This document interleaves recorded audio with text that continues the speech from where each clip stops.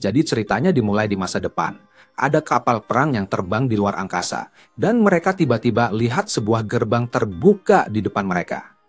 Mereka kaget banget karena musuh mau warp ke tempat mereka. Sang kapten di kapal langsung tahu kalau koordinat warpnya tuh terlalu dekat sama mereka. Gerbang warp itu muncul pas banget di depan mereka. Dan dari situ keluar satu ksatria robot. Mereka langsung kenalin ksatria itu sebagai Black Titan dari Plundering Count. Dan mereka mulai nembakin dia. Tapi Black Titan ini berhasil ngindarin semua serangan mereka. Dan cuma dengan satu tinju, dia berhasurin kapal perang utama. Terus dia juga berantem sama para ksatria robot yang ada di sekitarnya. Si Christiana, komandan unit robot mereka, minta izin buat turun, dan Amagi kasih izin itu. Tapi Amagi bilang kalau tingkat keberhasilan warp lagi turun drastis. Christiana nggak peduli, dia tetap minta Amagi buat warp dia, soalnya dia udah siap ngelakuin apa aja buat jagain Liam. Dia masuk gerbang warp dan berhasil muncul di samping tuannya. Liam bilang kalau dia telat, dan Christiana minta maaf soal itu, sambil bilang kalau sekarang dia bakal berasin musuh, sekarang dia udah di sini. Mereka berdua akhirnya bertarung bareng, dan pas armada mereka udah dalam jangkauan tembak musuh, mereka langsung tembakin musuhnya sampai hancur lebur. Liam senang banget ngeliat kehancuran di depannya.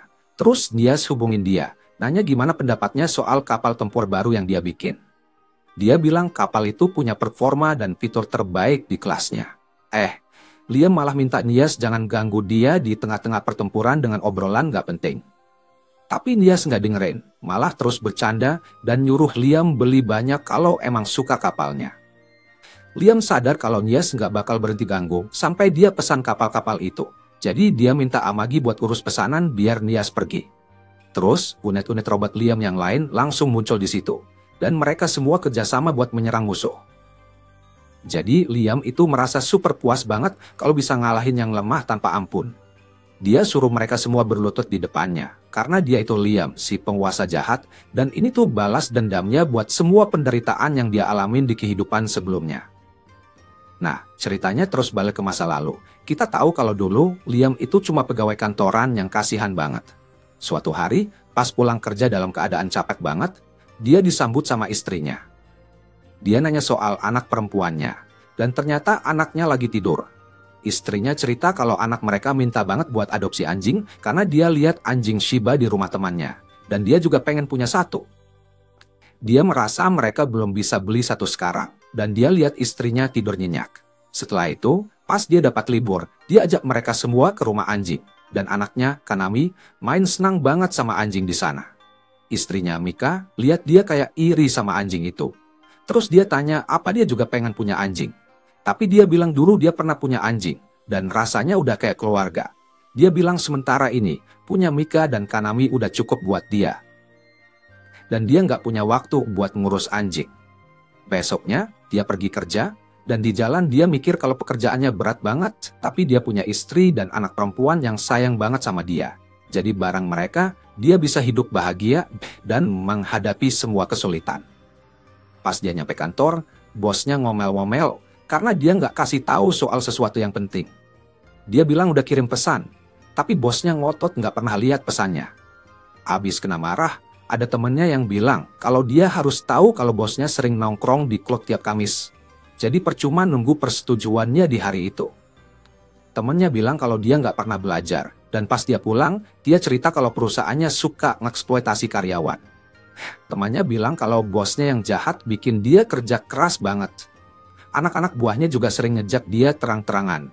Dan mereka suka ngaku-ngaku hasil kerjanya, terus nyalahin dia atas kesalahan yang dia nggak pernah bikin. Pas dia pulang ke rumah, dia mikir, meskipun semua ini terjadi, dia bisa bahagia selama ada keluarganya yang kasih dia kekuatan. Dia kerja keras banget demi mereka. Dan suatu hari pas lagi berangkat kerja, dia dapat pesan dari temannya, Nita, yang ngabarin soal modal mecha baru yang bakal dijual sebentar lagi, lengkap sama alamat tempat belinya. Dia mikir, Nita emang gak pernah berubah. Dan pas istirahat kerja, dia pergi nyari toko yang dikasih tahu sama temannya buat beli modal mecha itu.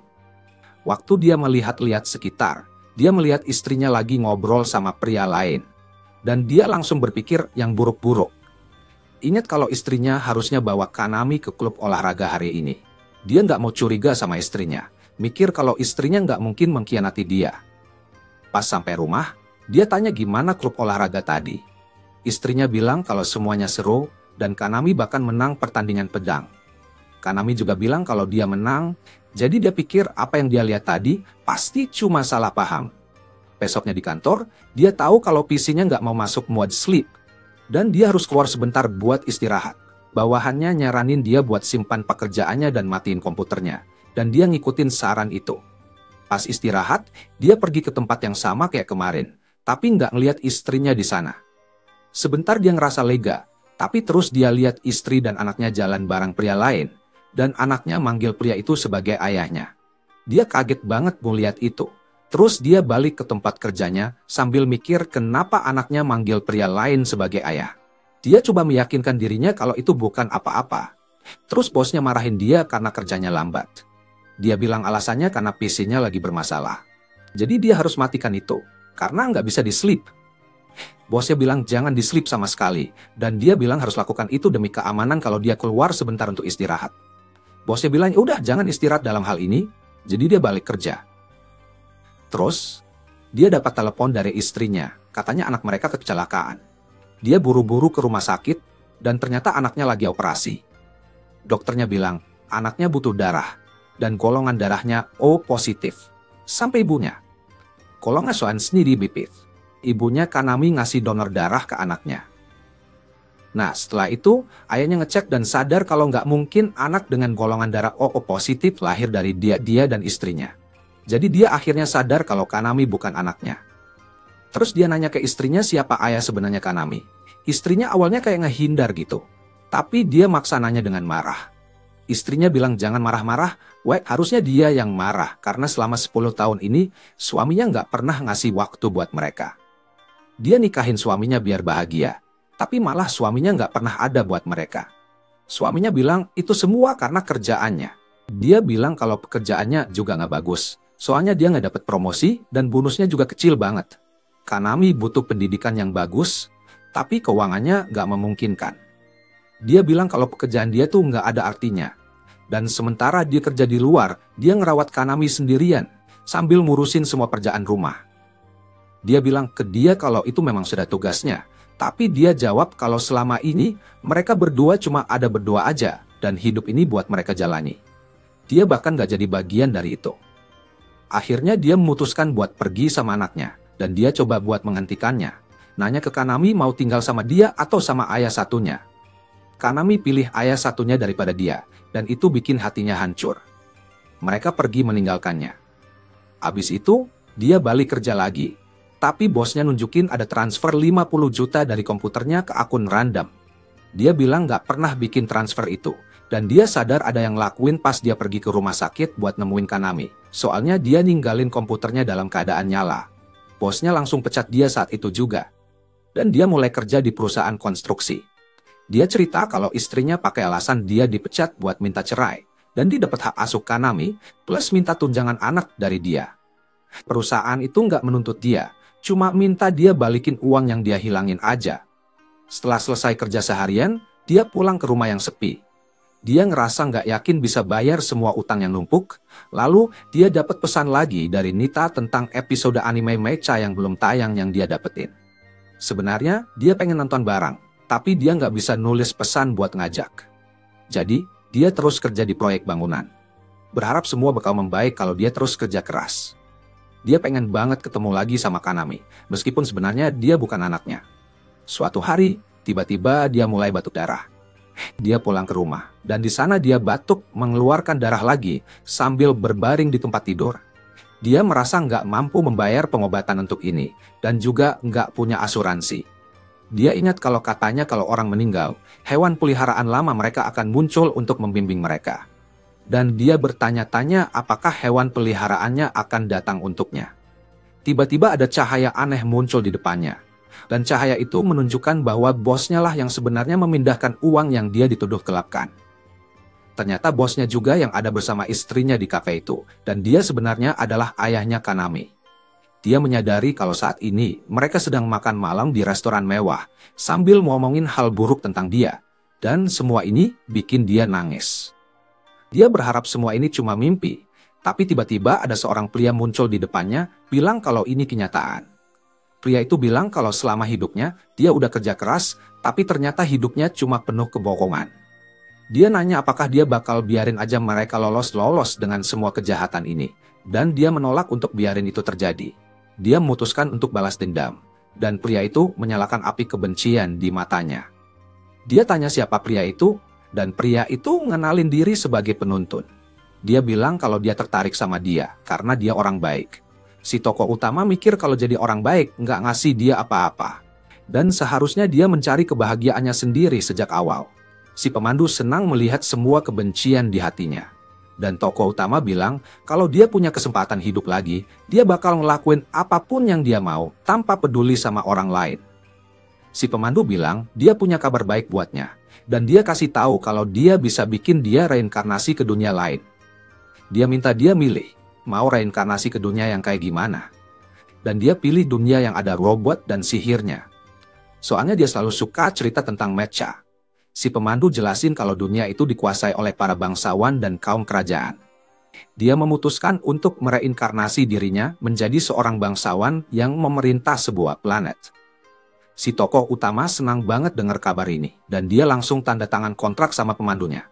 Terus dia dipindahin ke dunia lain, dan di perjalanan dia mikir kalau kali ini dia bakal utamain kebahagiaannya sendiri. Nah, ceritanya balik lagi ke masa sekarang nih. Dan kita lihat kalau tokoh utama kita udah bereinkarnasi jadi anak laki-laki bernama Liam di sistem bintang Alsios. Dan sekarang dia umurnya 5 tahun. Dia cerita kalau dia satu-satunya anak dari penguasa sistem bintang itu, namanya Count Banfield. Dan dia tinggal di planet Hydra. Pas dia pulang ke rumah, ibunya ngucapin selamat ulang tahun buat yang kelima kalinya, dan dia bilang kalau ada hadiah spesial buat Liam. Mereka berdua pergi ke ruangan lain, dan Liam ngelihat ada hadiah gede banget di sana. Terus dia buka bungkusnya. Di dalamnya, dia nemuin kotak kecil yang tergantung di dalam hadiah itu. Jadi, ibunya bilang kalau itu adalah boneka, semacam lembar pesanan untuk robot yang dibuat pakai AI. Begitu Liam ambil kotaknya, dia lihat ada sampel mata di depannya. Terus, ibunya bilang kalau dia bisa custom setiap bagian dari robot itu sesuai kebutuhan dan seleranya. Dia juga sadar kalau dia bisa custom bagian-bagian lain, dan kalau desain yang ada nggak sesuai seleranya, dia bisa minta robot yang dibuat khusus buat dia. Pas dia lagi lihat detailnya, dia lihat dia bisa custom bagian seperti puting dan area lainnya dari si robot pembantu, dan dia jadi malu. Tapi ibunya bilang kalau si pembantu nggak akan punya bagian-bagian itu kalau dia nggak pilih apapun. Ibunya bilang ke dia untuk pilih dengan hati-hati atau nanti bakal nyesel di masa depan. Dan dia penasaran apa yang ibunya beli buat anaknya yang baru 5 tahun. Ayahnya datang dan bilang kalau ini adalah sesuatu yang bakal dia butuhin banget. Dan dia bilang juga kalau dia punya hadiah buat dia, memberitahu kalau dia bakal kasih wilayahnya dan semua isinya. Dia baru sadar kalau dia bakal jadi seorang bangsawan, dan ayahnya bilang kalau dia benar, tapi dia juga bilang kalau dia dan ibunya bakal tinggal di planet rumah kekaisaran setelah semuanya diserahin ke dia, biar dia bisa lebih mandiri. Mereka minta dia kirimin uang saku, biar bisa hidup tenang. Dan dia setuju sama itu. Jadi, bayangin aja, Liam baru aja ada tanda tangan di dokumen yang bilang dia sekarang jadi pemilik wilayah ini. Mereka semua senang banget lihat itu, dan langsung ngasih dia gelar Count atau semacam penguasa di wilayah itu. Mereka langsung pergi sambil bilang kalau robot AI-nya bakal urus semua keperluannya dari sekarang. Liam kaget banget. Kok bisa dia dapat semua kekuatan dan pengaruh ini cuma dalam sekejap? Dia mikir, dulu hidupnya kayaknya dimanfaatin habis-habisan. Tapi sekarang dia pengen jadi penguasa yang jahat dan manfaatin orang-orang di bawahnya. Liam mengucapin terima kasih ke pemandu yang bikin dia bisa sampai di sini. Dan ternyata di dunia lamanya, kita lihat pemandu itu duduk di samping tubuh Liam yang udah meninggal. Dia bilang kalau orang yang nasibnya malang kayak Liam tuh sebenarnya banyak banget dan dia malah kubet pesekan Liam. Jadi nungguin hiburan dari istrinya nih. Terus adegannya pindah ke istrinya yang lagi di restoran bareng bos suaminya. Dan dia sama sekali nggak merasa kasihan sama suaminya. Malah dia ngerasa dia yang harus dikasihani karena udah buang-buang waktu bertahun-tahun sama dia. Dia nanya ke bosnya. Abis ini mereka mau gimana? Tiba-tiba ada polisi datang. Mereka bilang mau nangkep si bos karena udah nyolong uang perusahaan dan nuduh orang lain. Mereka tangkep si bos dan istrinya si tokoh utama bingung deh, sekarang gimana nasib dia? Si pemandu cerita bilang kalau dia nggak bakal ngerasain bahagia lagi. Duh, sedih banget ceritanya. Dan sekarang dia nggak punya tempat lagi buat pergi, soalnya pria yang mencintainya udah meninggal. Si pemandu balik lagi ke samping tubuh si tokoh utama, mikir kalau dia bakal harus memandu jiwanya selanjutnya.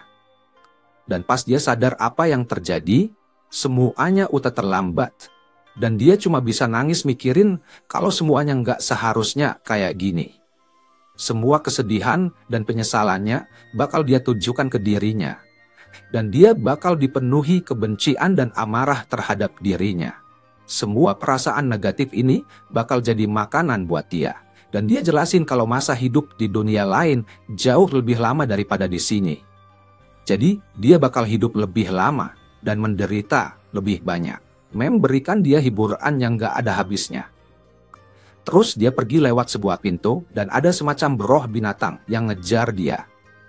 Di tempat lain di dunia baru ini, kita lihat ada para bandit luar angkasa yang nyerang kru kapal perang milik Li Bei. Tapi kapal perang itu nggak tinggal diam, mereka langsung balas serang. Yang mimpin serangan balik ini adalah ksatria putri dari Li Bei, Shristiana, putri pertama dari kerajaan suci Li Bei. Dia berhasil ngalahin satria-ksatria bergerak milik para bandit satu persatu, dan sedikit demi sedikit krunya berhasil ngalahin sebagian besar pasukan bandit, sampai akhirnya para bandit mulai mundur. Tapi mereka masih aja nyerang. Jadi mereka ngotot biar nggak pernah balik lagi ke kerajaan mereka. Terus tiba-tiba Sen pindah ke Liam yang lagi nyarima pembantu AI-nya. Dia lihat kalau si pembantu dibungkus kayak model mecha. Liam penasaran, ini emang bungkusnya kayak gini? Terus si pelayan bilang kalau iya, itu emang buat proteksi terbaik dengan status field segala.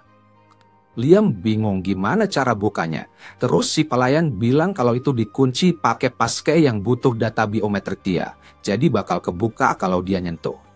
Liam pun nyentuh, dan tada, kebuka deh, muncullah pembantu AI-nya yang namanya Amagi. Si pelayan bilang kalau Amagi bakal jadi asisten pribadi Liam mulai sekarang. Dan dia bakal butuh perawatan mingguan yang rutin selama 2 jam. Dan dia bakal melayani dia seminggu penuh. Liam menyentuh dadanya, merasakan kalau lembutnya sesuai dengan yang dia inginkan. Dan si pelayan kaget ngeliat dia melakukan itu. Dia bilang kalau dia cuma lagi ngecek barang buat pastiin kalau dia dibuat sesuai pesanan. Dan dia minta buat melakukan itu di tempat yang gak ada orang yang bisa lihat. Liam mutusin buat bawa dia ke ruang mainnya. Tapi si pelayan coba ngehalangin. Tapi akhirnya Liam ngunci diri di dalam ruang mainnya bareng cewek itu. Setelah itu, kita lihat kalau Liam mulai lebih nyaman sama dia. Minta dia buat kasih pijatan. Dan saat dia melakukannya, dia bertanya apakah dia mandi. Dia bilang kalau dia bersih-bersih saat perawatan, tapi itu bakal lama. Si pelayan kaget lihat dia sekarang nyaman banget sama si pembantu. Padahal biasanya kan dia gugup banget, dan dia penasaran apa yang terjadi di ruang bermain itu. Liam bilang ke pelayan supaya nggak usah khawatir, meskipun dia baru 5 tahun. Pikirannya kayak orang dewasa umur 36 tahun. Pelayan bilang kalau umur 36 tahun itu masih anak-anak. Dan Amagi kasih tahu kalau umur dewasa di kerajaan itu 50 tahun. Jadi, kebanyakan orang di sini hidup sampai 100 tahun sebelum mereka dianggap dewasa. Dia bilang kalau nggak jarang juga orang bisa hidup sampai 500 atau 600 tahun. Nah, Liam mikir karena umur hidup di dunia ini lebih panjang, dia punya banyak waktu buat coba-coba banyak hal. Tapi pelayannya ingetin dia buat nggak terlalu sering bergaul sama pembantu AI-nya. Soalnya kerajaan di sana benar-benar benci banget sama AI. Kalau Liam ketahuan deket-deket sama boneka AI itu, bakal ada gosip-gosip jelek tentang dia. Liam penasaran dan nanya kenapa, dan pelayannya cerita kalau dulu umat manusia hampir musnah gara-gara AI. Dulu AI sempat menguasai peradaban dan bikin manusia hampir punah. Tapi ada sekelompok orang yang berani melawan AI itu, dan akhirnya mereka menang. Mereka berhasil mengembalikan posisi manusia seperti semula. Nah, mereka inilah yang mendirikan kerajaan, dan itulah kenapa kerajaan nggak suka sama AI. Liam mulai bingung, kenapa ibunya malah kasih dia robot AI kalau memang gitu ceritanya. Si pelayan nggak mau ngasih tahu alasannya. Liam minta pelayan itu buat jujur, karena sekarang dia yang jadi tuannya. Akhirnya, si pelayan ngasih tahu kalau sebenarnya orang tua Liam ninggalin dia dan kabur. Liam jadi penasaran, mereka kabur dari apa sih? Pelayan itu bilang kalau orang tua Liam punya hutang yang banyak banget. Dia bilang kakek buyutnya, Liam, Alistair, adalah penguasa yang membawa kemakmuran ke wilayah Husbandsfield. Tapi dia gagal mendidik penerusnya dengan baik. Akibatnya, di bawah pemerintahan kakek dan ayahnya, wilayahnya jadi menurun drastis. Liam jadi bertanya-tanya gimana nasib mimpinya buat jadi penguasa jahat yang memanfaatkan rakyatnya. Si pelayan bilang kalau para pemberi utang punya hak penuh buat mengelola sumber daya di planet-planet perbatasan mereka. Industri mereka juga jadi lesu, jadi pajaknya berkurang. Ini berarti mereka nggak punya cara buat bayar utang mereka yang segunung, dan keadaan bakal makin parah ke depannya. Liam jadi kaget dengar itu. Dagannya pindah ke sebuah kedai di wilayahnya. Dan orang-orang di sana dengar tentang penguasa baru, yang umurnya baru 5 tahun. Mereka berpikir kalau para bangsawan bakal memungut pajak khusus lagi, kayak yang mereka selalu lakuin tiap kali ada penguasa baru. Mereka ngerasa kayak ternak aja buat para bangsawan itu. Pemilik kedai minta mereka diam, atau nanti ada yang dengar, tapi mereka cuek aja, dan berharap penguasa baru ini orang baik, meskipun gak banyak berharap dari anak umur 5 tahun. Sementara itu, Liam bingung banget lihat wilayahnya kok miskin banget, dan dia bertanya-tanya kenapa orang tuanya ngasih tanggung jawab sebesar ini ke anak umur 5 tahun, kalau memang udah kayak gini keadaannya sejak lama. Dia sadar kalau orang tuanya melahirkan dia supaya dia bisa ambil alih semua utang mereka. Dan dia merasa kalau di kehidupan sebelumnya dia dimanfaatkan dan disakiti. Tapi dia nggak mau hal yang sama terjadi lagi kali ini. Dia bilang ke Amagi kalau mereka berdua sebenarnya kayak orang buangan. Dan dia bertanya apakah Amagi mau kerja sama dengan dia. Amagi nolak, bilang kalau dari awal tujuan hidupnya adalah melayani dia. Jadi nggak perlu minta kerja sama segala. Dia senang dengar itu, dan Amagi minta dia untuk kasih perintah sesuai keinginannya. Dia paham, dan dia memutuskan untuk kasih tahu Amagi tentang 3 hukum dasar robotik, biar perang AI nggak terjadi lagi. Dia bilang kalau hukum pertama itu robot nggak boleh menyakiti manusia. Tapi dia sadar kalau itu udah nggak benar buat dia, karena dia udah nggak peduli sama orang lain lagi. Jadi dia ubah hukumnya, dan ngasih nama hukum itu hukum 3 aturan robot pelayan. Hukum pertama, robot pelayan nggak boleh menyakiti tuannya, atau membiarkan tuannya terluka karena nggak bertindak. Hukum kedua, robot pelayan nggak boleh melanggar perintah yang diberikan tuannya. Kecuali perintah itu bertentangan sama hukum pertama. Dan hukum ketiga, robot pelayan harus menjaga keberadaannya sendiri selama itu nggak bertentangan dengan 2 hukum pertama. Dia paham semua 3 hukum itu.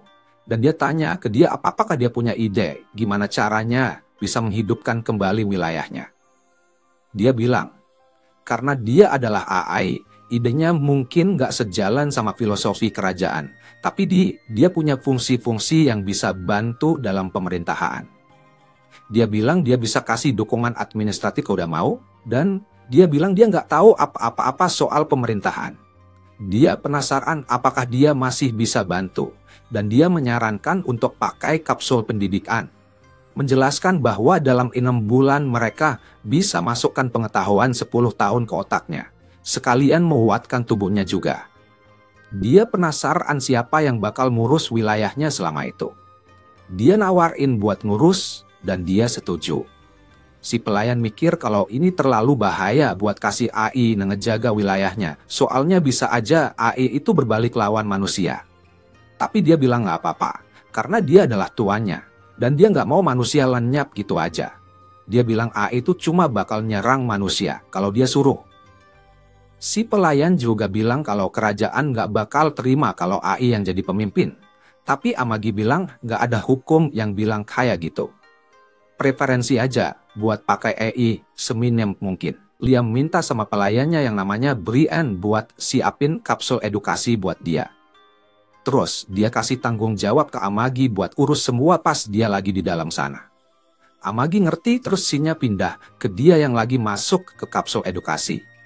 Sebelum dia tutup kapsulnya, dia nanya ke Amagi, AI punya perasaan nggak sih?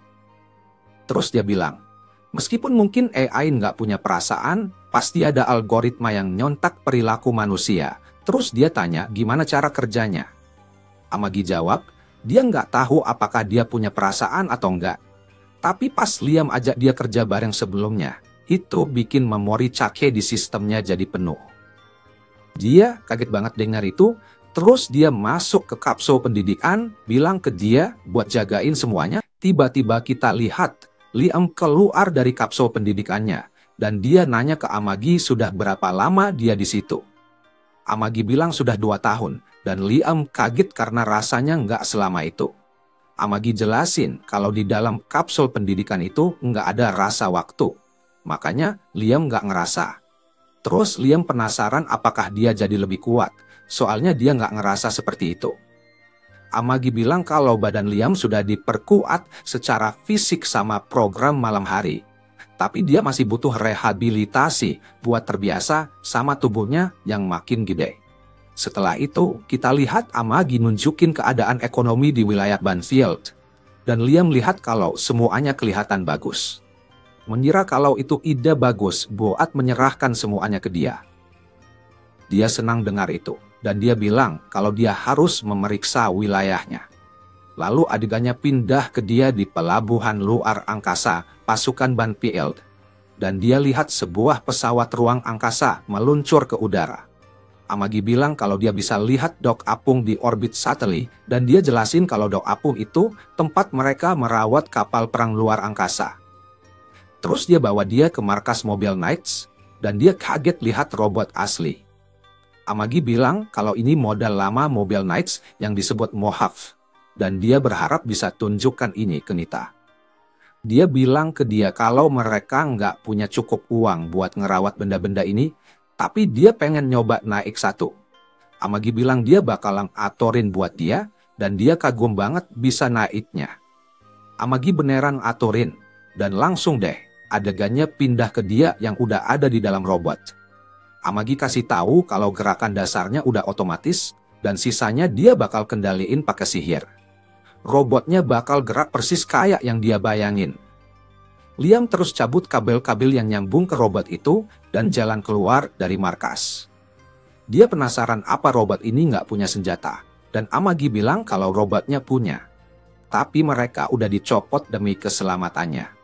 Dia pengen coba bertarung sama seseorang sambil mengemudikan ini.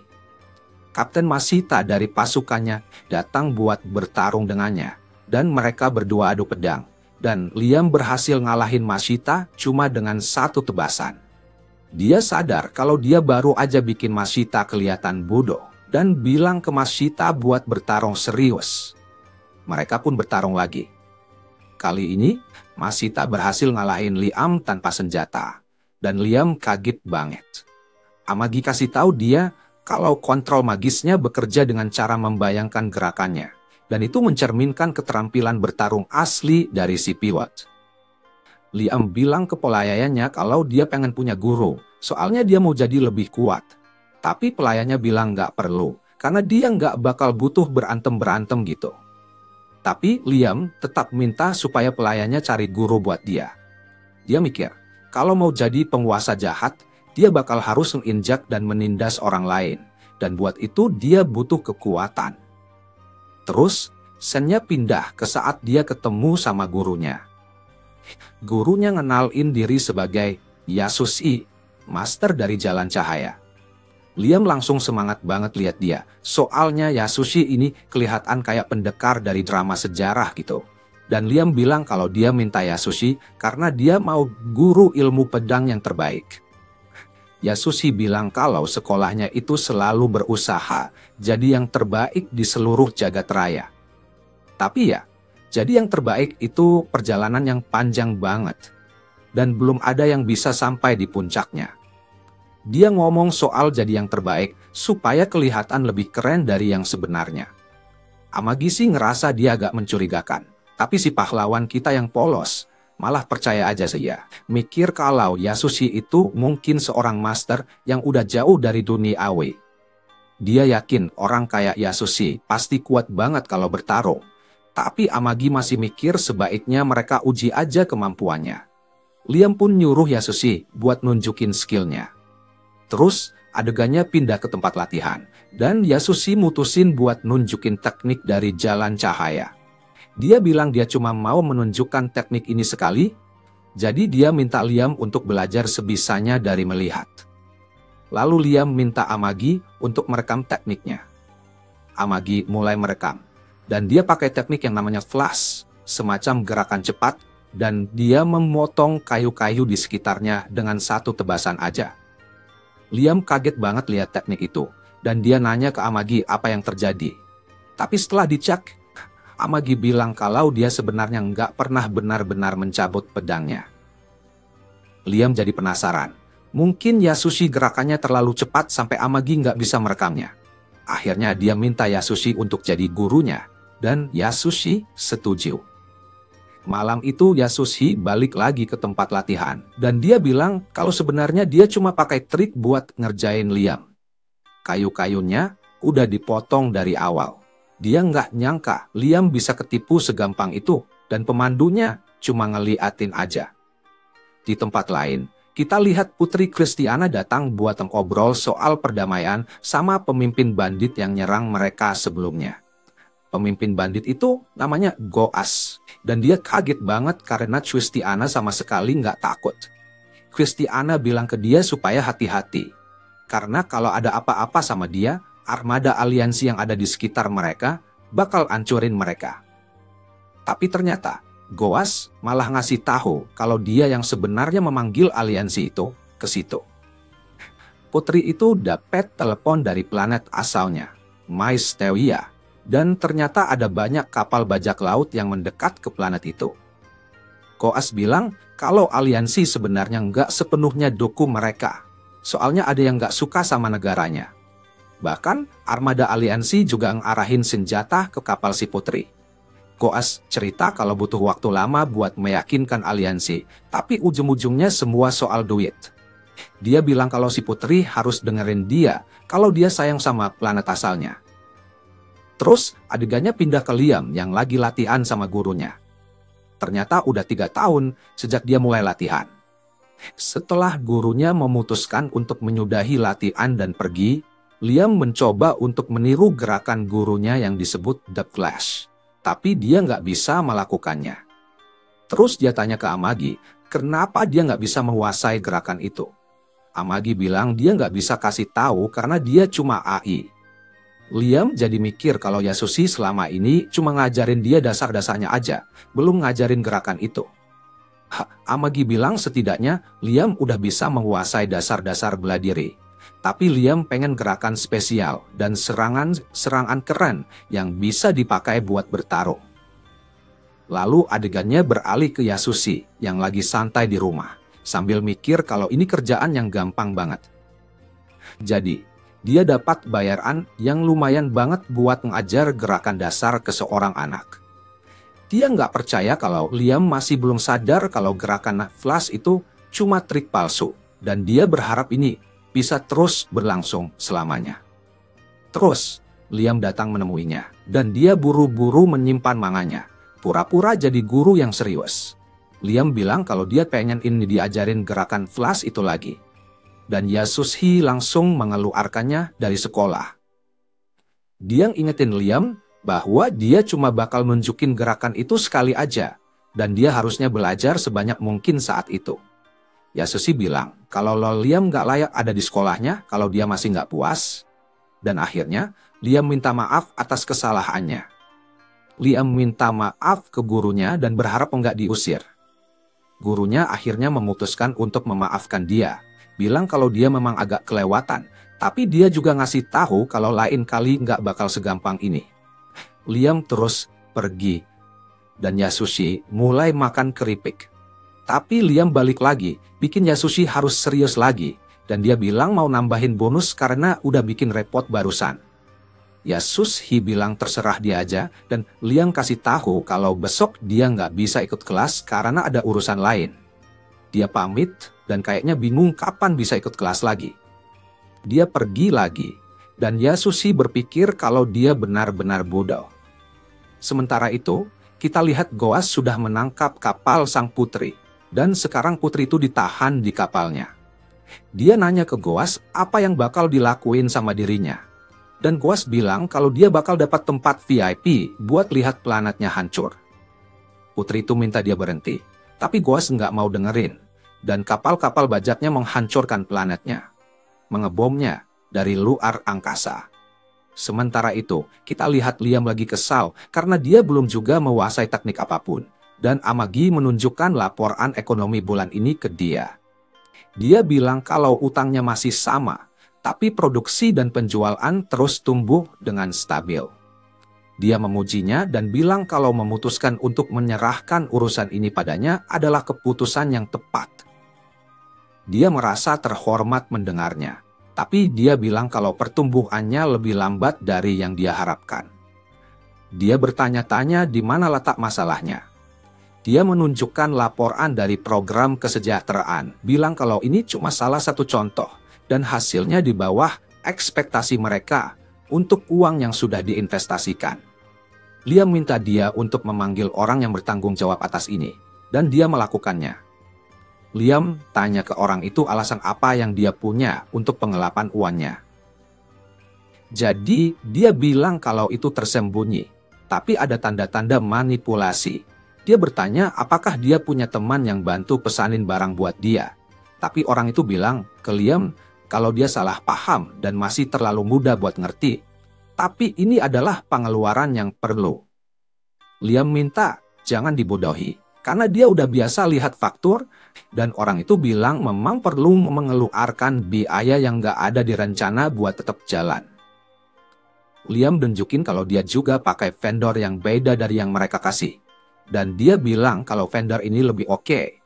Jadi Liam penasaran kenapa mereka nggak dapat hasilnya kalau gitu. Orang itu bilang kalau hal-hal jarang berjalan sesuai rencana dalam urusan kayak gini. Dan Liam sadar kalau dia juga nyogok vendor-vendor. Mikir kalau dia ini beneran korup banget. Liam merasa harus belajar dari contohnya, karena dia pengen jadi penguasa jahat. Terus, Amagi tahu kalau ada kasus tentang departemennya yang nyolong dana. Orang itu bilang kalau bawahannya yang bertanggung jawab, tapi Amagi bilang kalau bawahannya dihukum mati untuk ini, padahal nggak ada bukti jelas. Uangnya masih hilang, dan Liam akhirnya nyadar apa yang sebenarnya terjadi. Lalu dengan marah nanya ke dia, apakah dia menjebak bawahannya, dan kemudian membunuhnya.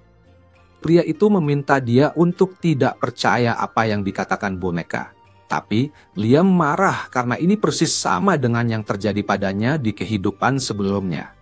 Dia maju mendekati pria itu dengan pedang di tangan. Pria itu tetap bilang kalau Liam sedang dibohongi oleh boneka. Dan dia mengakui bahwa tindakannya mungkin dianggap kejahatan. Tapi yang lain juga melakukannya. Tapi Liam langsung menghunus pedangnya dan Amagi meminta dia berhenti. Tapi dia tetap memenggal kepala pria itu.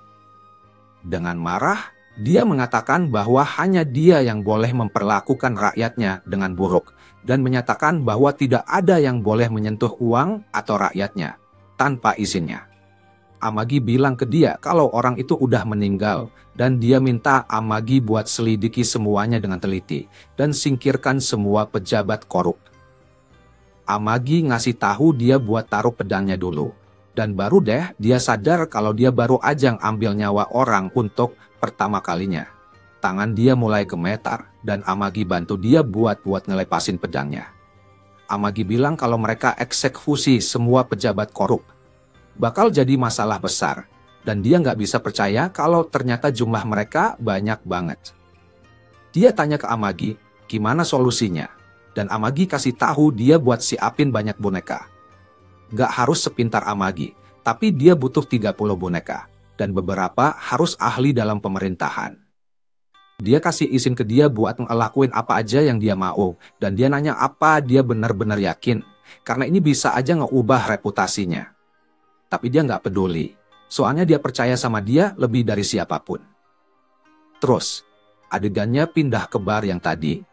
Dan salah satu cowok di sana bilang kalau tuan kita udah ngeluarin semua pejabat korup. Orang lain setuju dan cowok itu bilang kalau dia juga bakal mengubah pendidikan wajib dari 3 tahun jadi 6 tahun. Terus pemilik bar nyebut kalau pekerja konstruksi bilang mereka sibuk banget bangun sekolah. Mereka pikir bisnis lagi ramai banget di planet ini. Dan mereka bilang tuan kita yang sekarang emang luar biasa. Mereka sama sekali nggak nyangka semua ini bakal kejadian 5 tahun lalu. Dan sekarang mereka kaget karena tuan mereka baru berumur 10 tahun. Lalu, adegannya pindah ke Liam yang ada di hanggar Ksatria Sihir. Dan dia mikir, kalau sekarang seharusnya dia bisa mengendalikan Ksatria Sihir. Soalnya dia udah latihan ilmu pedang selama 3 tahun. Dia mutusin buat latihan tanding sama kaptennya. Tapi Yasushi hentikan dia. Bilang kalau nggak ada gunanya pakai unit produksi massal otomatis yang bisa dipakai siapa aja. Yasushi bilang kalau Liam harus bisa mengendalikan unit yang nggak bisa dipakai orang lain kalau dia mau jadi yang terbaik. Dan Liam setuju sama dia.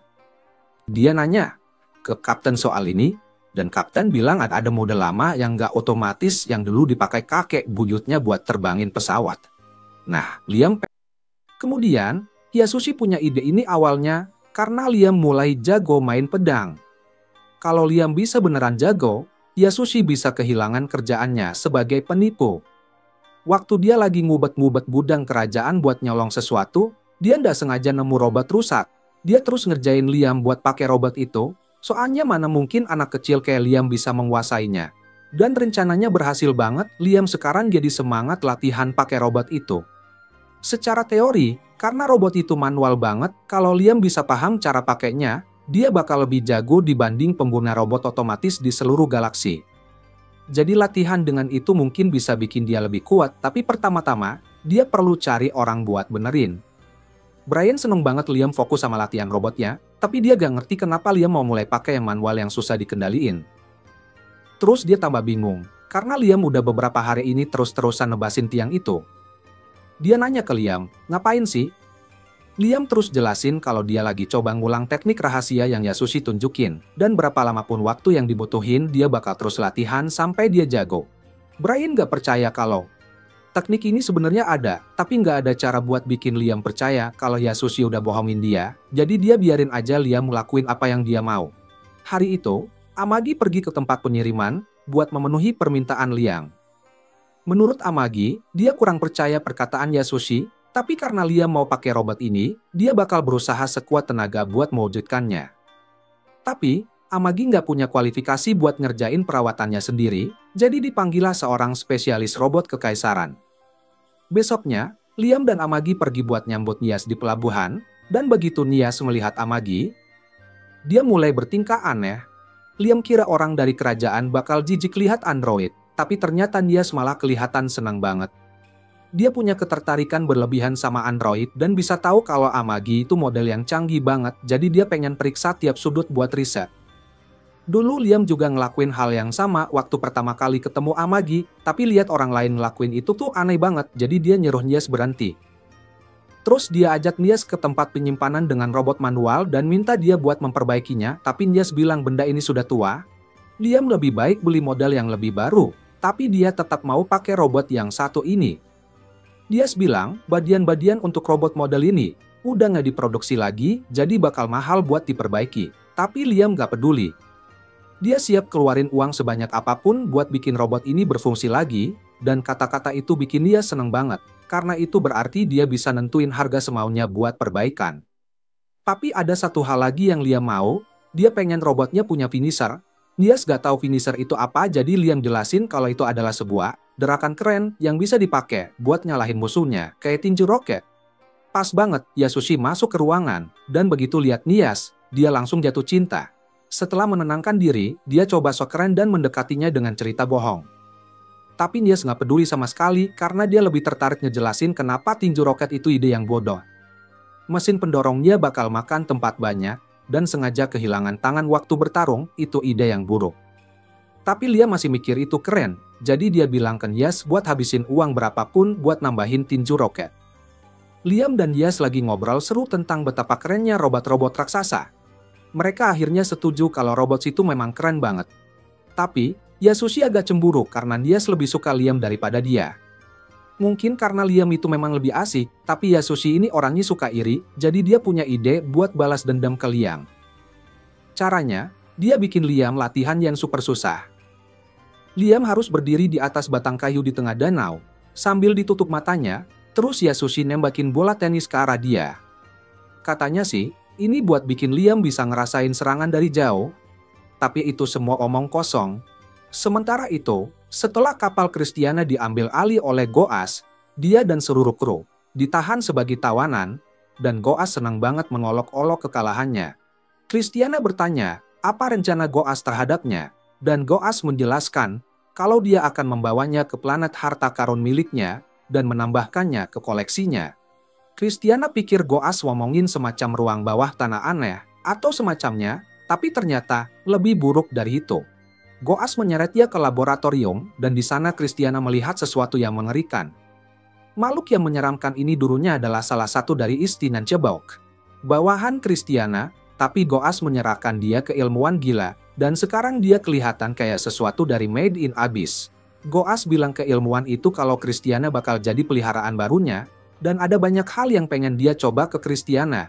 Pertama-tama dia mau ambil salah satu mata Christiana, dan tanam mata itu di tangannya, biar Christiana bisa lihat tubuhnya sendiri diacak-acak sampai nggak bisa dikenali kayak peliharaan lainnya. Sementara Christiana lagi mengalami masa terburuk dalam hidupnya, di planet Liam malah semuanya berjalan lancar. Di bawah kepemimpinan Liang, ekonomi jadi jauh lebih baik.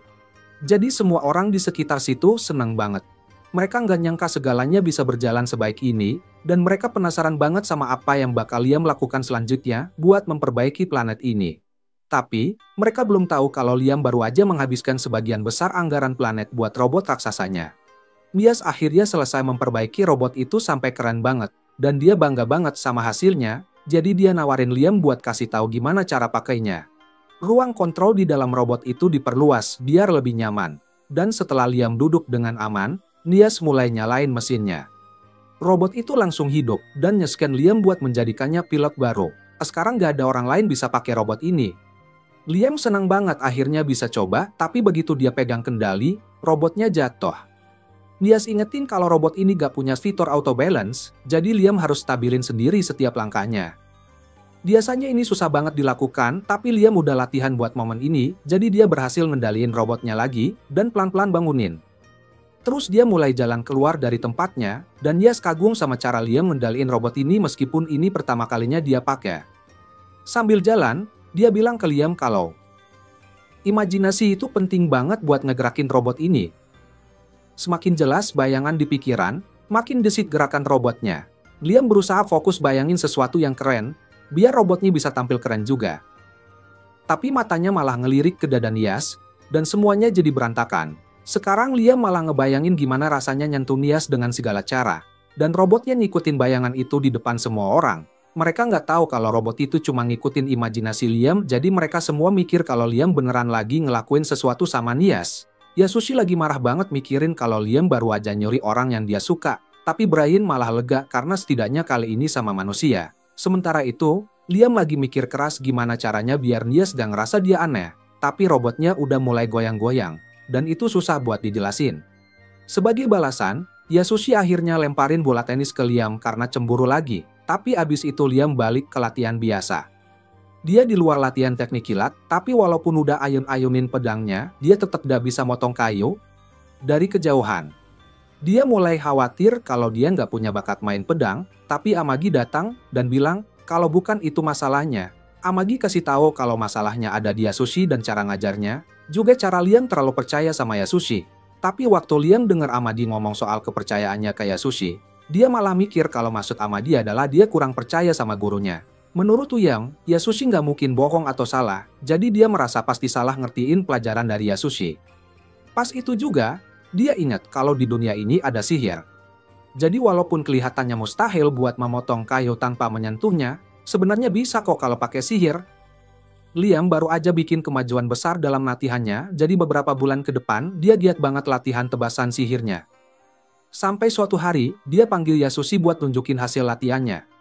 Liam bilang ke Yasushi kalau dia udah berhasil menguasai cara tebasan kilat. Yasushi sih mikirnya Liam bakal gagal lagi, tapi pas Liam mencabut pedangnya, dia langsung luncurin gelombang sihir fokus ke depan, terus kayunya kebelah dua dari jauh. Yasushi nggak percaya sama yang dia lihat, tapi dia harus tetap berlagak kayak guru, jadi dia bilang ke Liam kalau dia udah hebat, tapi masih banyak yang harus dipelajari sebelum benar-benar menguasai teknik itu. Yasushi lalu pergi, dan dia mulai panik karena Liam jago banget dalam latihan. Yasushi udah bohongin dia soal cara cepat selama bertahun-tahun, tapi Liam tetap bisa melakukannya. Beberapa waktu berlalu, dan Liam diberitahu kalau salah satu planet sumber dayanya diserang bajak laut. Itu satu-satunya yang nggak disita buat bayar utang Banfield. Alasan satu-satunya kenapa Kekaisaran nggak ambil alih planet itu adalah karena lingkungannya buruk dan susah buat ditambang, jadi mereka pikir planet itu nggak terlalu berharga. Tapi, Amagi berhasil bikin beberapa pabrik di planet itu buat nambahin penghasilan Liam. Nah masalahnya, pabrik itu sekarang jadi incaran para bajak laut, dan walaupun pasukan Banfield yang ada di sana udah berusaha melawan, tinggal tunggu waktu aja sebelum mereka kalah. Dia nanya ke Amagi, apakah dia punya rencana serangan, terus Amagi ngasih saran, kalau mereka berdua harus terjun ke pertempuran lawan bajak laut sambil mendekat dari sisi planet yang gak terjaga buat kasih serangan. Liam suka dengar itu, jadi dia nyuruh semua pasukannya siap-siap buat nahan serangan bajak laut di orbit, sementara Liam sendiri bakal langsung turun tangan buat jaga planetnya. Brian coba protes karena bahaya buat Tuan buat lawan bajak laut langsung, tapi Liam gak mau ada yang nyolong dari dia lagi, plus dia pengen banget pamer skill baru yang dia pelajari. Liam dan armadanya segera sampai di planet sumber daya itu, jadi Amagi siapin meriam rel dan masukkan robotnya Liam ke dalamnya. Begitu meriam siap buat diluncurkan, Amagi kasih tahu Liam dan meluncurkannya langsung. Permukaan planet ini lagi diserang. Bajak lautnya lagi sibuk ngerusak pertahanan terakhir di sini, tiba-tiba salah satu dari mereka kena tembak dari langit. Mereka langsung balik badan buat lihat siapa yang nyerang. Beberapa detik kemudian, Liam muncul, dan langsung nebas salah satu bajak laut jadi dua. Yang lain langsung panik. Mereka nyoba kabur dan sembunyi biar bisa ngepung Liam. Tapi pas dua orang nyoba nyerang dari belakang, Liam bisa ngerasain mereka datang, dan langsung nebas mereka juga. Dia emang gak bisa lihat mereka, tapi setelah semua bola tenis yang Yasushi lempar ke dia, Liam jadi diago nebas serangan yang gak kelihatan. Pas banget ada sekelompok bajak laut yang mulai nembakin laser ke arah Liam. Jadi, Liam juga ikutan balas, dan menyimpan pedangnya, biar bisa manggil meriam laser. Terus, dia mulai nembakin bajak laut itu ke kanan dan kiri. Bajak lautnya mikir buat nyalahin Liam dengan nyerang bareng-bareng. Tapi, mereka malah ngumpul di posisi yang pas banget buat teknik rahasia Liam. Liam ngeluarin pedangnya lagi, dan dengan cahaya mana, sebagian besar pasukan bajak laut itu kena hajar. Bajak lautnya kaget banget, karena Liam bisa menebas dari jauh.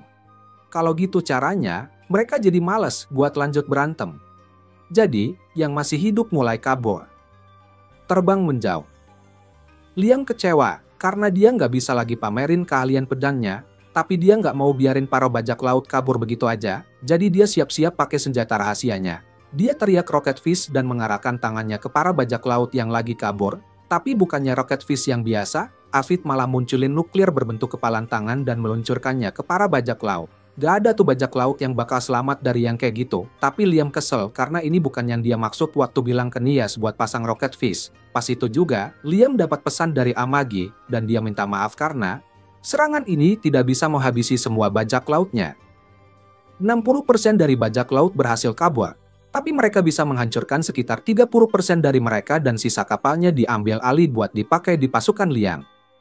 Sebenarnya bakal lebih keren kalau bisa ngalahin semua bajak lautnya. Tapi Liam udah seneng dengan hasilnya, jadi dia bilang terima kasih ke Amagi dan bilang kalau dia sudah melakukan pekerjaan. Goas baru aja dapat kabar kalau bajak laut yang dia kirim buat ngerampok planet sumber daya Banfield gagal misinya.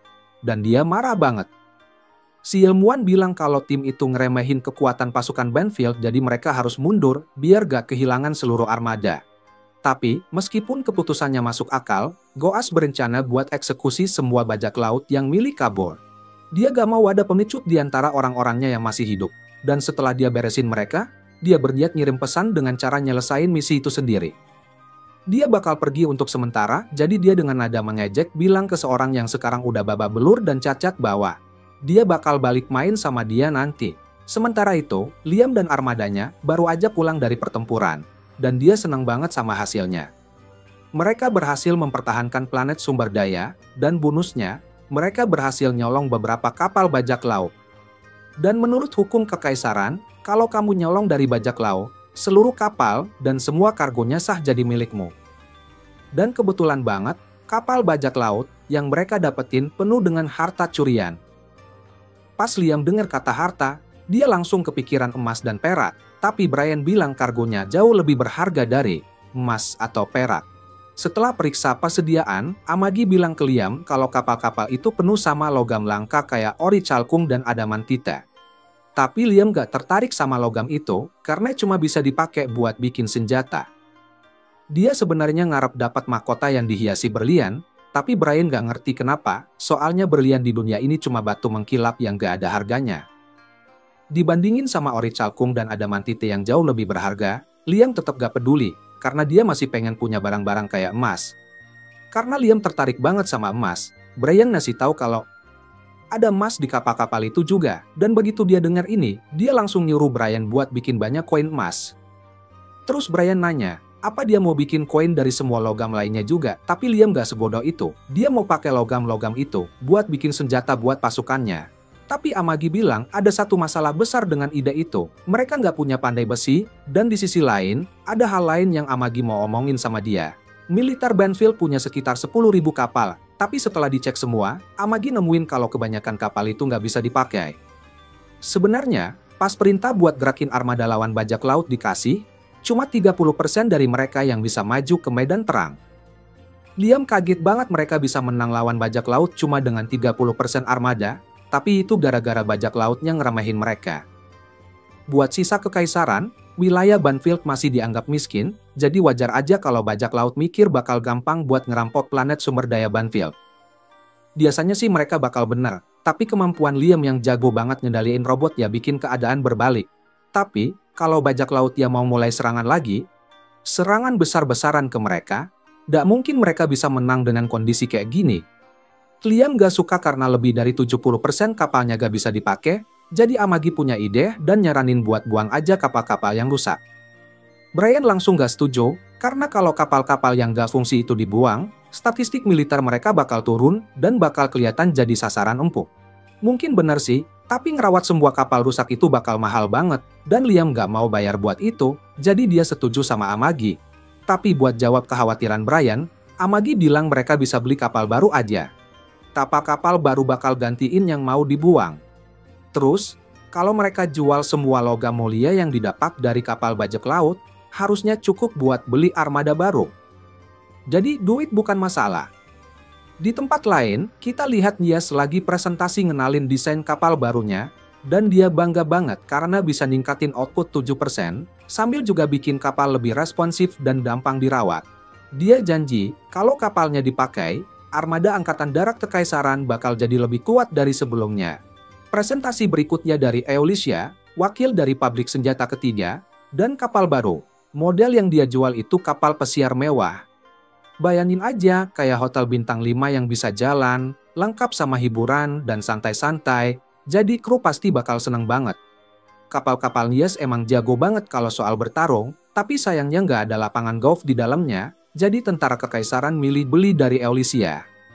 Nias coba ngeyakinin kalau kapalnya bakal lebih kuat karena semua sumber daya dipakai buat ningkatin kemampuannya, Tapi Alicia bilang kapal dia juga jago buat bertarung. Lagi pula, kekuatan kapal dah cuma ditentuin sama senjatanya doang. Semuanya juga tergantung sama orang-orang yang ngejalaninnya. Kalau kru bisa santai-santai di bar kapal setelah kerja seharian, mereka bakal lebih semangat buat bertarung habis-habisan.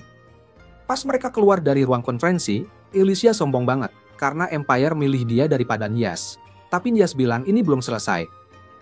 Dia mungkin kalah di sini, tapi dia janji bakal buktiin kalau desain kapalnya lebih jago di medan tempur beneran. Masalahnya, dia udah abisin semua anggarannya buat ini, dan kecuali ada yang mau beli semua kapal yang gak dia butuhin, dia bisa aja bangkrut. Dan kayaknya gak ada orang yang nekat buat lakuin itu, beli modal kapal yang ditolak sama tentara kekaisaran. Terus dia inget kalau ada kenalan yang mungkin mau beli kapal itu. Kalau Liam rela ngeluarin banyak duit buat benerin robotnya yang udah ketinggalan zaman, dia pasti nggak masalah beli modal kapal yang nggak populer. Sementara itu, si Guide kebanyakan ngabisin waktu di bumi, bikin orang-orang susah buat nyedot penderitaan mereka, tapi semua itu nggak ada apa-apanya, dibandingin sama kesedihan yang Liam rasain sekarang. Terakhir kali si Guide lihat Liam, dia ngirim Liam ke dunia lain di mana dia punya orang tua yang payah dan ngasihin utang ke dia. Jadi si Guide berharap bisa lihat Liam di dunianya. Dia malah kaget. Tapi yang bikin dia kaget banget, planetnya malah jadi makmur. Dia kesal karena rencananya buat bikin Liam menderita gagal total. Tapi dia masih punya satu hal lagi yang mesti dicat. Waktu Liam pengen instruktur pedang, dia sengaja kirim Yasushi, si penipu nggak guna yang nggak bisa main pedang buat nyelamatin hidupnya sendiri. Jadi nggak mungkin Liam beneran belajar sesuatu dari dia. Sementara itu, di bar beberapa warga lokal ngobrolin gimana ekonomi jadi bagus banget di bawah pemerintahan Liam, tapi walaupun semua orang senang punya Liam sebagai penguasa, Yasushi malah mikir Liam itu monster. Yasushi tahu banget kalau dia tuh penipu, dan dia cuma berusaha jaga gengsi dengan kasih Liam tugas-tugas yang mustahil terus-terusan. Tapi, Liam beneran bisa belajar dan menguasai teknik-teknik yang Yasushi sendiri aja, dan nyangka bisa dilakukan. Si Guide dengar Yasushi ngomong gitu, dan dia bingung banget apa yang dimaksud Yasushi, jadi dia cek Liam dan nemuin dia lagi latihan. Dia lihat Liam bisa ngancurin tiang tanpa nyentuh sama sekali, dan dia gak percaya sama apa yang dia lihat. Dia yakin banget dia kasih Liam kemampuan yang kelewat kuat, jadi kemajuan Liam itu murni hasil kerja kerasnya sendiri. Guide ini gak habis pikir gimana bisa semua berjalan lancar buat Liam di dunia yang kayak gini, dan jujur aja Liam juga gak nyangka. Soalnya, ditinggalin orang tua dan terlilit utang dari umur 5 tahun itu, cara yang paling ampuh buat bikin hidup berantakan. Tapi entah gimana, semuanya beres, dan sekarang ekonomi wilayahnya Liam malah membaik. Liam akhirnya hidup sesuai impiannya, dan semua berkat Guide ini. Semua emosi positif Liam bikin Guide ini enak dan dia benar-benar gak suka. Setelah menyegarkan diri dengan emosi negatif dari Yasushi, dia balik tenang dan mulai nyusun rencana baru buat ngerusak hidupnya Liam. Liam mungkin lagi oke sekarang, tapi jatuh ke titik terendah itu lebih sakit kalau kamu udah deket banget sama puncak. Sekarang Liam lagi ngobrol soal kapal sama Amagi, dan dia pengen tahu apakah Amagi udah nemuin petunjuk. Amagi bilang kalau Angkatan Laut Kekaisaran lagi upgrade armada mereka ke model baru, jadi mereka jual kapal lama dengan harga diskon. Meski modelnya udah ketinggalan, kapal kekaisaran tetap kuat banget, jadi Liam setuju buat beli. Tapi Amagi kasih tahu kalau ada satu syarat buat pembelian ini. Mereka harus setuju buat ngerekrut semua kru yang udah ada di kapal itu. Jadi intinya, kekaisaran lagi pengen ngelepas semua kru yang udah gak mereka butuhin lagi. Nge-hire semua tentara itu pasti mahal banget, tapi dengan budget yang ada sekarang, Amagi ngerasa mereka masih bisa lah. Lagian, banyak dari kru itu yang sebenarnya adalah perwira dengan pengetahuan yang berharga, jadi nge-hire mereka bakal bikin pasukan Liam makin kuat. Waktu Amagi ngejelasin kayak gitu, Liam ngerasa itu ide bagus, jadi dia setuju deh sama kesepakatan itu. Si Guide dengar semua ini, dan dia mikir bisa manfaatin situasi ini buat bikin Liam terpuruk. Dia rencana buat ngatur biar ngirim orang-orang yang tulus sebagai bagian dari tentara. Liam bakal rekrut orang. Dan karena Liam ngaku-ngaku jadi penguasa jahat, cepat atau lambat, dia bakal dibulingin karena kelakuan tiraninya. Sementara itu, Yasushi lagi duduk di rumahnya dengan kepala pusing abis mabuk, mikir gimana hidupnya bisa jadi begini. Tapi tiba-tiba, dia dengar suara Nias, langsung buru-buru bersih-bersih, dan balik acting jadi guru yang tenang. Awalnya Nias ragu sama Yasushi, tapi setelah lihat Liam yang makin jago karena bimbingan Yasushi, dia yakin kalau Yasushi emang guru yang hebat. Yasushi kaget Nias mau datang sendiri buat ketemu dia. Dia pikir kamu mungkin punya kesempatan sama dia, tapi sebenarnya dia cuma mau cari info soal Liam. Tapi cara dia nanya bikin Yasushi mikir kalau dia ngomongin soal dirinya. Dia pengen tahu gimana cara biar Liam mau dengerin presentasi jualannya, tapi dia khawatir kalau langsung nanya bakal kelihatan gak sopan, jadi dia tanya pendapat Yasushi gimana caranya bikin cowok jadi senang. Yasushi malah mikir dia nyari cara buat bikin dia tertarik, tapi dia takut Nias bakal mikir dia aneh. Tapi Nias maksa Yasushi buat ngasih tahu, karena dia benar-benar butuh tahu gimana caranya bikin cowok tertarik. Setelah ngelihat Nias minta-minta kayak gini, Yasushi langsung aja nyebutin semua fantasi yang pernah dia punya, lengkap sama semua kode-kodenya.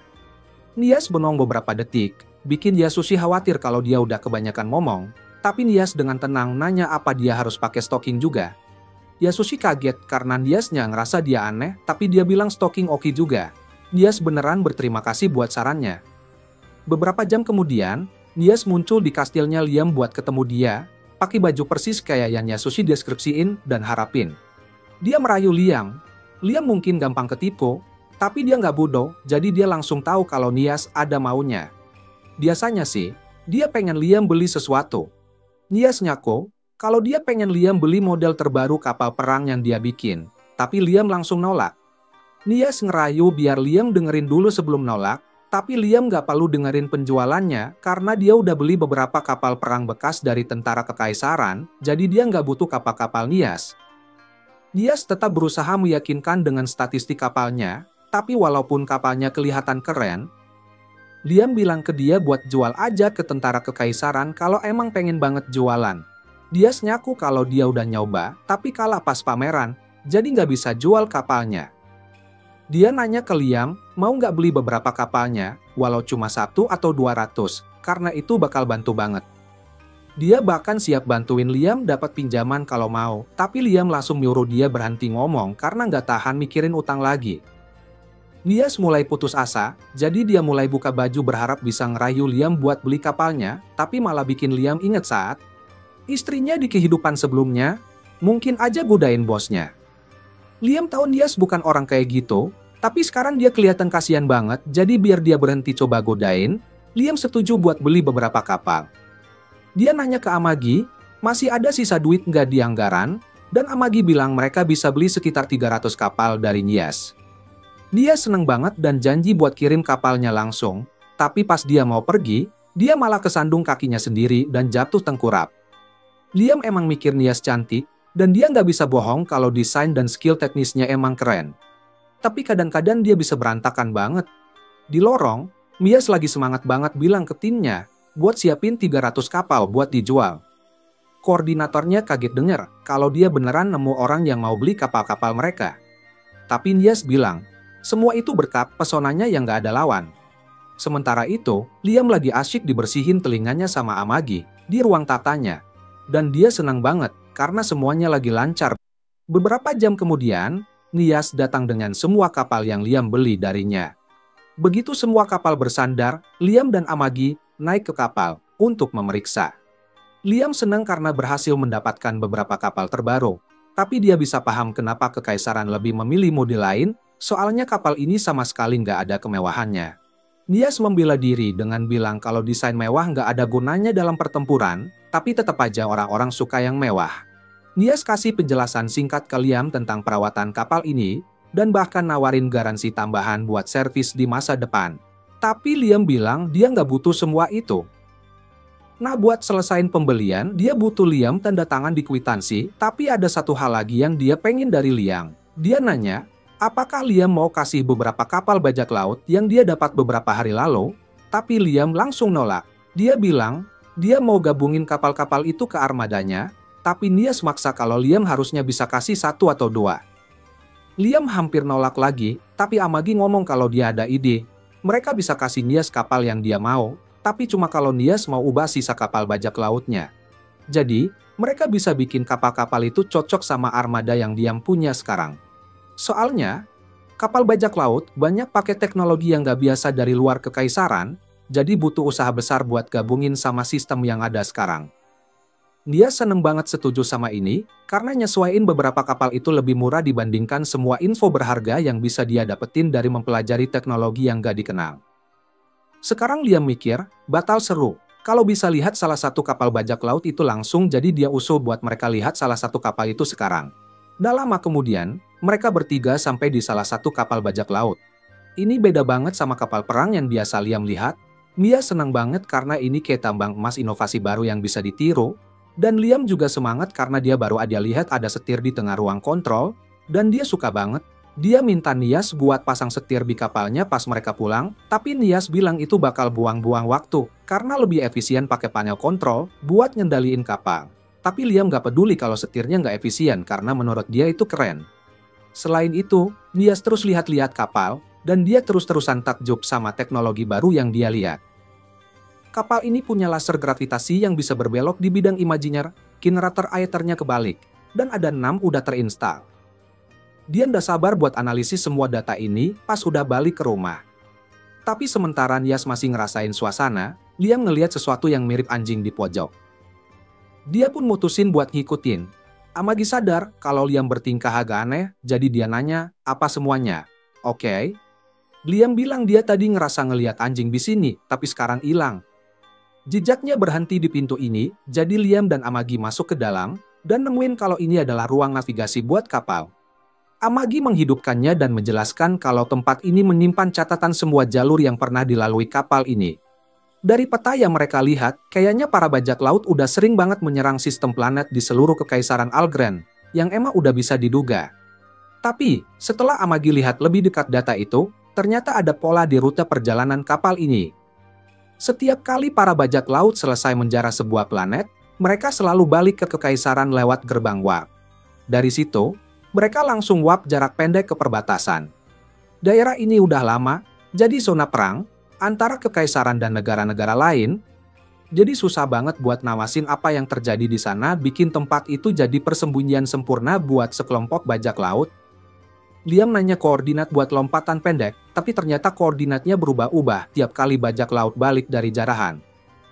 Amagi mulai menganalisis koordinat yang beda-beda itu, dan dia memetakannya di jalur sebuah planet kecil yang melayang di ruang angkasa. Karena jalurnya gak teratur bakal mustahil buat sampai ke sana tanpa tahu posisinya lebih dulu, jadi Amagi percaya itu mungkin markas rahasia bajak laut. Tapi Liam udah nonton banyak film bajak laut buat tahu kalau planet itu pasti pulau harta karun tempat para bajak laut tinggal. Para bajak laut simpan semua harta jarahannya. Dengan info yang mereka punya sekarang, Amagi nanya ke Liam apa rencananya. Liam bilang dia mau ngejarah planet harta karun.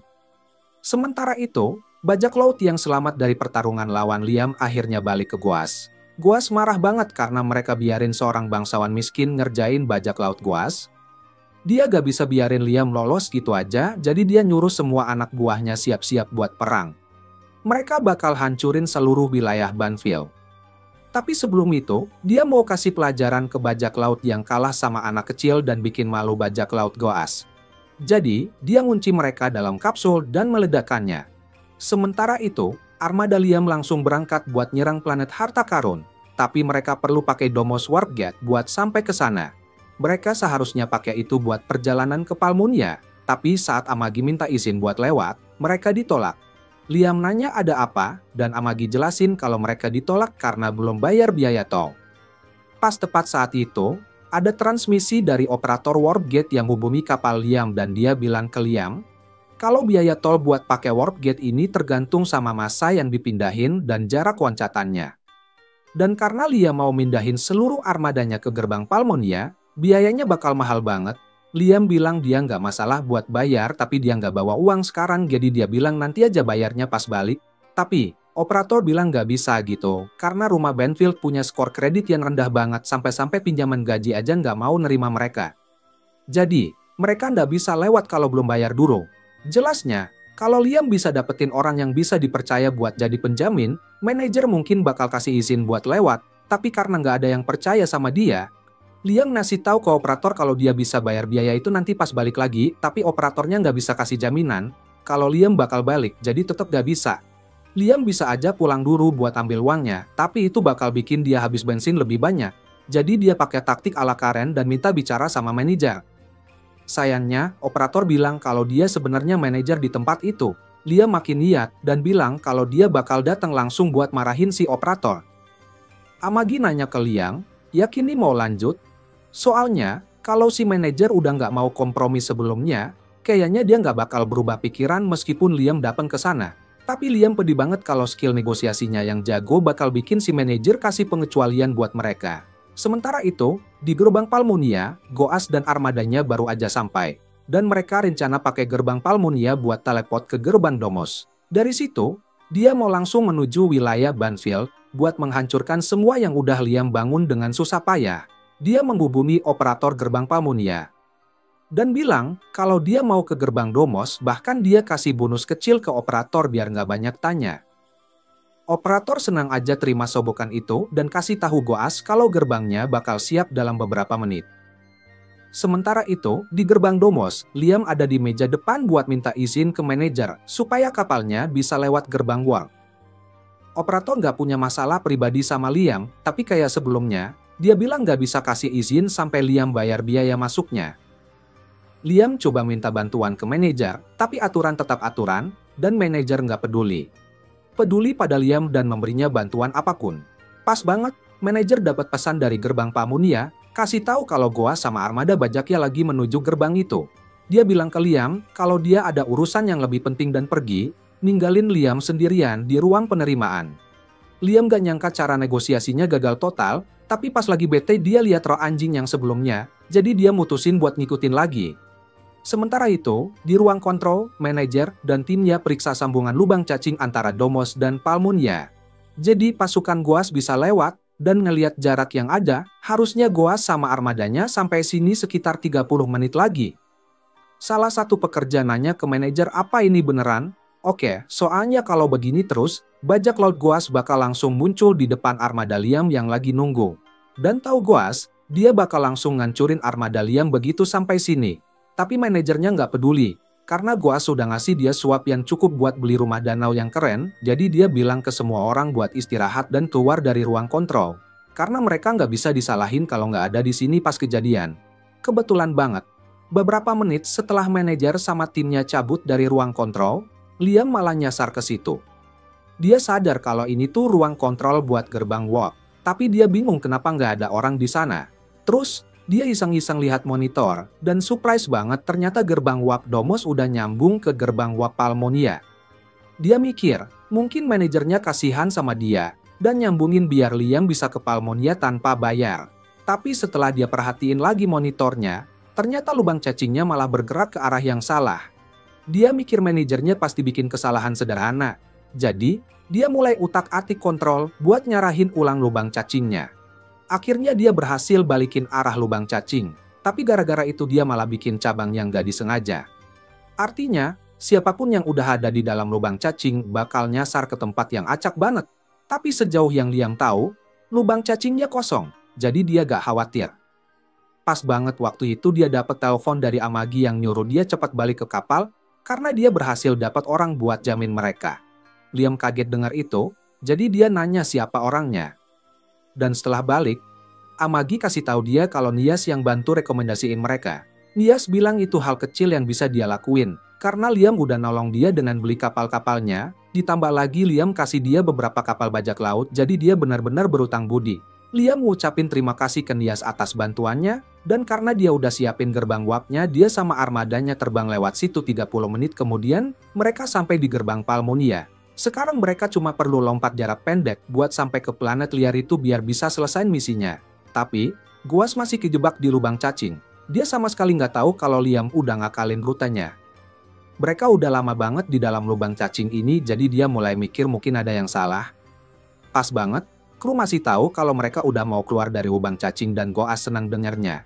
Tapi begitu keluar dia kaget banget, karena dia dan armadanya malah mendarat di tengah-tengah area latihan armada perang kekaisaran yang punya lebih dari 100.000 kapal. Sementara armada Goas lagi dibantai, armada Liam baru aja sampai di planet liar, dan begitu mereka bisa lihat planet Goas dan pasukan pertahanannya dengan jelas, Liam langsung perintahkan semua untuk mulai menyerang.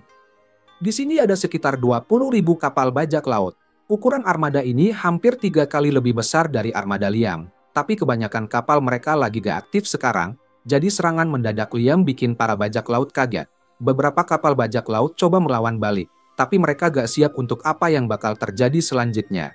Liam pakai robotnya dan keluar ke relgan kapal supaya Amagi bisa nembakin dia ke medan perang. Dan begitu diuncurin, dia langsung hancurin pasukan bajak laut sampai mereka gak bersuara lagi. Sekarang, setelah kebanyakan bajak laut udah mati, Liam minta Amagi buat kirim pasukan untuk beresin sisa-sisanya. Sementara itu, Liam berencana buat nyari harta karun Goas di planet Liam.